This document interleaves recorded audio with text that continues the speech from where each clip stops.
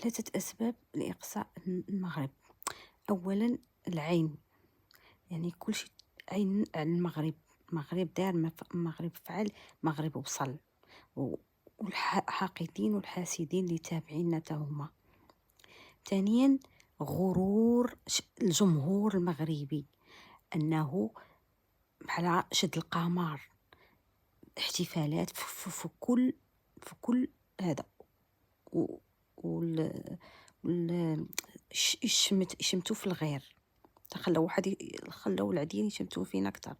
ثالث حاجة غرور المنتخب، لأن بعد كل كيديروا شي حركات احتفالية مستفزة، الضغط النفسي بأنهم باغيين يوصلوا، خاصهم يوصلوا. 3 أسباب، وهذه خذوها مني